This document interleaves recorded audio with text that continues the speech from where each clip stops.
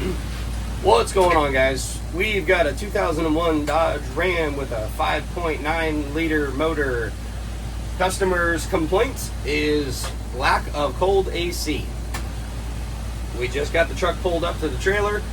We haven't done anything to it yet, but we got the system running and it's cycling on and off. So we need to go see what's going on. Could be numerous things, and we'll talk about that here in a minute. First, let's show you the cycling. And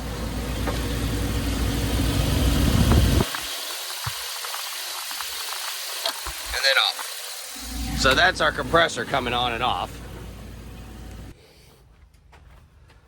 Okay, so we've got a cycling system, right? Let's get a little bit of a back history on how an AC system operates, how the Freon moves through the system. So we have a compressor. That's how it moves the refrigerant. That's the only way it will move and pump through the system. So we have a suction line, right? This big line that comes from the evaporator to the compressor. In there is what we call a low pressure vapor. That low pressure vapor gets compressed like a supercharger, and what does it do? It takes that gas and crushes it down. So now we have a high pressure vapor that gets pumped out through the discharge line into our condenser. As it goes through the condenser, it condenses, turns that vapor into a liquid. That liquid now comes through our liquid line, and as it goes through the liquid line, on this design, we have an orifice tube, not an expansion valve. So the orifice tube takes an opening from the liquid line at A big and brings it down this big. Now it doesn't change state in there. It doesn't change from a gas to a liquid. That does, or from a liquid to a gas. That happens in the evaporator. In there, what we have is what we call superheat or supercool. It quickly atomizes, which takes it from very, very hot to cold. Makes the atoms expand, expand. I guess that's how you would say it. And we get our super cold. So now we have a cold condition going to the evaporator. And that cold liquid, as it absorbs heat from the air, as the air goes through passes over the evaporator changes state and brings it back into a vapor, and that vapor comes back to the compressor. I think I said some of my words wrong in there, but you get the gist of the idea. So, what can happen to make it cycle at this point? Well, too low of pressure is why it cycles. So, this cycling switch over here that I'll show you, this is an accumulator system, an orifice tube system. So this is an accumulator, not a dryer. And this is a cycling switch. So on that cycling switch, most of those,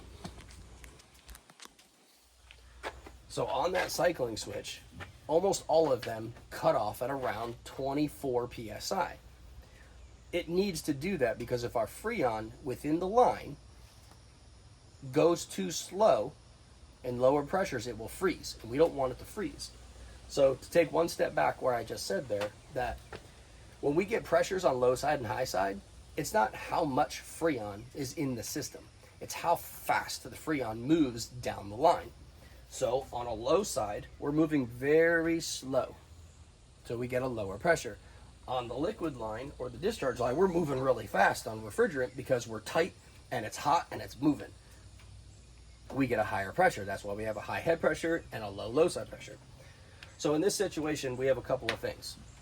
We either have low refrigerant on the entire system, or we have a problem with our low side switch, or we have very minimal airflow across the evaporator, causing the Freon to slow down and not want to move. If we don't have airflow across the evaporator, the Freon won't move very quickly and it'll start to freeze up because it has nowhere to go. It doesn't absorb the heat. As it absorbs the heat, it wants to get moving, right? So it starts moving and going through the system. There's a lot of different things that factor on that and how the chemicals work with the refrigerant. But then what we have here, which can make it cycle, but only if we have super high head pressure, is this switch right here. This switch is a high pressure switch.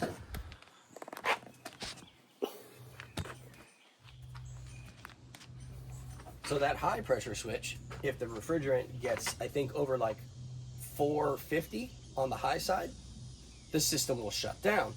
That can cycle it also. But in this situation, you would kind of know that because it'd be running for a while before it hits that. Sometimes they make a loud, nasty noise because it blows off refrigerant. There's a blow-off valve on some compressors, and then it shuts it down. And then once the pressures come back down, it turns on. Same with the low pressure switch. Once the pressure comes back up because it's not running, then it hits and the compressor pulls the pressure back down. So what we're going to do with our recovery machine is we are going to quickly recover what's in the system so we can rule that out. If it's 100% full, then we will, if the system is 100% full, then we will go after something electrical. If it's low on refrigerant, we will put back the proper amount of refrigerant and then retest the system to make sure it doesn't cycle.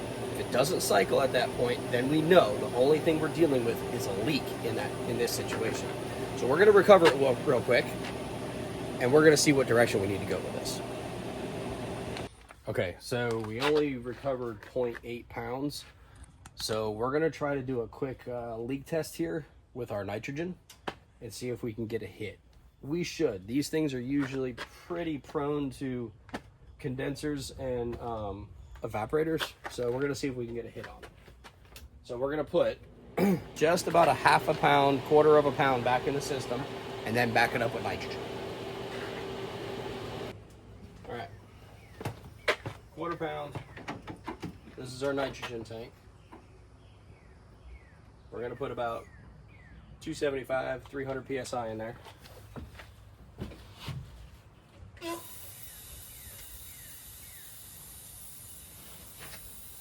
So what that does is it fully pressurizes the entire system. Instead of just when it's running, you have the high side, could only run 200 on a cool day, 175, that could not be enough pressure. The low side runs 35. That's not enough pressure to force a leak out. So with it not running and we run the nitrogen, we're going to force that Freon out of any leak that might actually be there. So we're going to take our sniffer and see if we can't find something. Sometimes she's a little sensitive.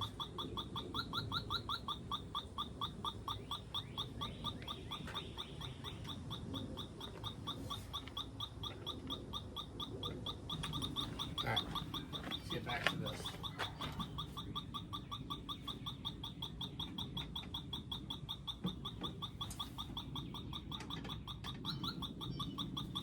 That's just the Schrader valve.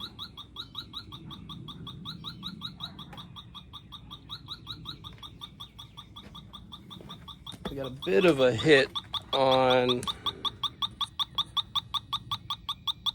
this suction line here. I don't know if it'll stay.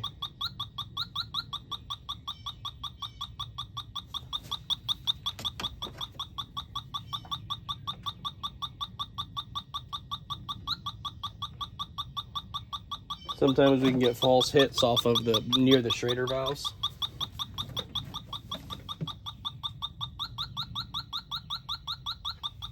The Schrader valve's probably leaking. But you can see kind of how precise you need to be when you're checking the leaks. It won't go off if I'm not close enough, if the leak's not bad enough. So I'd say the line is fine. We can probably put a Schrader valve in that.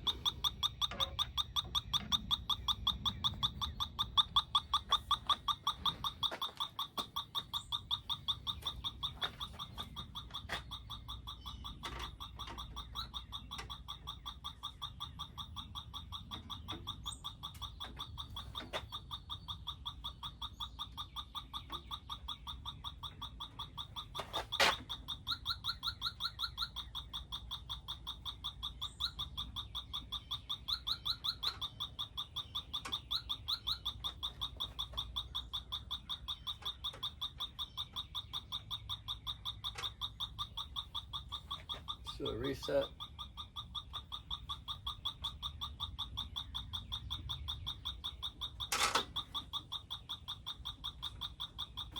Yeah, it has a false reading too.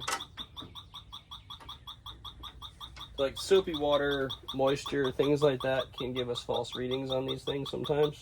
That's why they're not 100% perfect, especially on windy, rainy days. Today it's pretty good. So what we're going to do next is we're going to check the inside. So to check the inside, we're going to use, we closed it up so we can try to let any bit of Freon that's going to leak stay in there. So when I open the door, we can try to get a hit. If not, what we do is we put the blower motor on low and turn it on. That way, if it's sitting on the evaporator, it'll push it out the vent at the sniffer.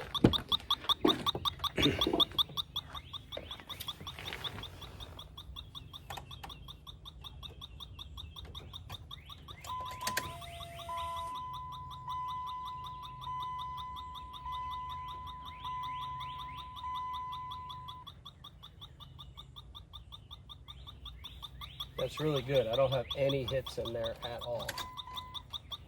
So that's good. It saves the customer a good amount. So the only place I've got a hit on this vehicle so far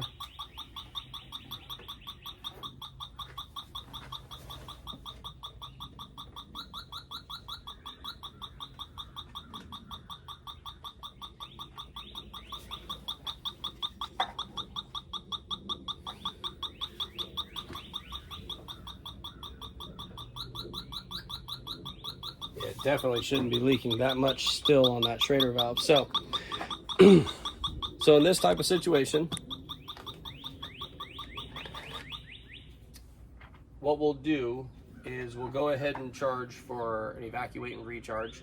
We'll also put some dye in it, which we always do. That way, if in the future we ever have more leaks somewhere. We don't have any leaks on the inside or anything major here or on the compressor, so I'm okay with that. We're gonna go ahead and put some valves in it for them. And recharge the system. They'll get charged for that and the dye, and it should be all right. I don't have any reason to suspect they're going to have any other leaks at that point. But now we take the time to do that.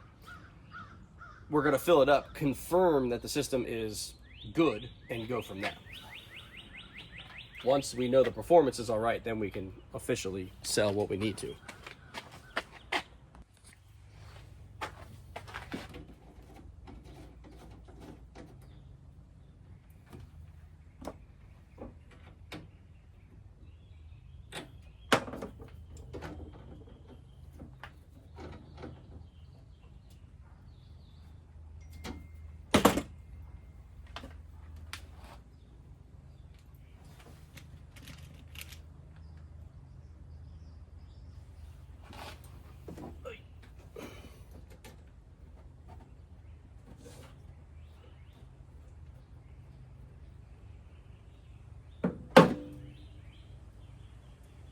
Okay, new valves are in.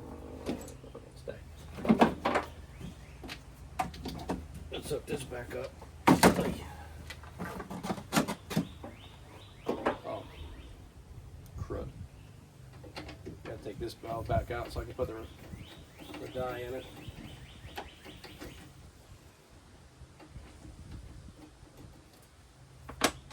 Alright, so we'll pull a vacuum on the low side real quick. So we can create a suction here and we can get some dye put in. There's suction on that line now, so when we pour this in, it won't pour all over the place, it'll suck it down in there.